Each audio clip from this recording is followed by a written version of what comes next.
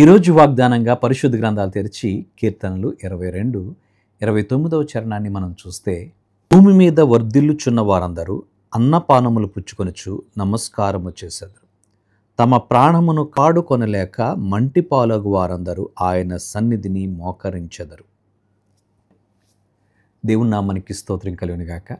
భూమి మీద వర్ధిల్లుచున్న వారందరూ ఆయన సన్నిధిని సాగిలపడెదరు అనేటువంటి మాటను తెలియజేస్తా ఉన్నాడు. నిజమే, భూమి మీద దేవుని యొక్క కృప చేత వర్ధిల్లుచు దేవుడు మానవులను చేసి మీరు నిండి ఫలించి అభివృద్ధి పొందండి, వర్ధిల్లండి అని ఆయన ఆశీర్వదించాడు. దేవాది దేవుడు మనం ఎక్కడేసిన గొంగలి అక్కడే ఉన్నట్లుగా ఉండడం ఆయన చిత్తం కాదు. ప్రియులారా, దేవుని బిడ్డలు ఆయన సన్నిధిలో ఎదుగుచుండాలి.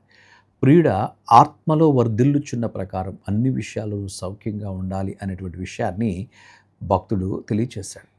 కనుక దేవుని బిడ్డలు అన్ని విషయాల్లో అభివృద్ధి చెందాలి. అబ్రహాము అన్ని విషయాల్లో అభివృద్ధి చెందాడు.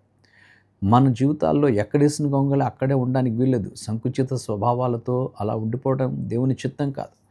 దేవుడు మనల్ని ప్రేమించి, మనల్ని విశాలపరిచి, మనల్ని అభివృద్ధిపరిచి, ఎరుకలో విశాలతను కలిగజేసేటువంటి దేవుడిగా ప్రభు ఉన్నారు. కనుక అందు ప్రియమైన వారలారా, ఈ మాటలు వింటున్నటువంటి మన జీవితంలో వర్ధిల్లుచున్న వారందరూ కూడా ఆయన సన్నిధిలో సాగిలపడెదరు అనేటువంటి మాటలు మనం చూస్తున్నాం. ఎవరైతే దేవుని సన్నిధిలో ఆరాధిస్తుంటారో, ప్రభువుని సాగిలపడుట అనగా ఆయనను మొక్కుట, ఆరాధించుట అనేటువంటి అర్థాలను మనం చూస్తూ ఉన్నాం. ఎవరైతే దేవుని సన్నిధిలో సాగిలపడుచు ప్రభువుని ఆరాధిస్తూ ఉంటారో వారి జీవితాలు ఒక ఉన్నతమైనటువంటి కృపలో ఎదుగుచుంటాయి. వారిని దేవుడు వర్ధిల్ల చేస్తుంటాడు. కనుక మనల్ని వృద్ధిలోనికి తీసుకొచ్చేవాడు కనుక దేవాది దేవునికి మన హృదయాలు అప్పగించుకుని ప్రార్థన చేద్దాం.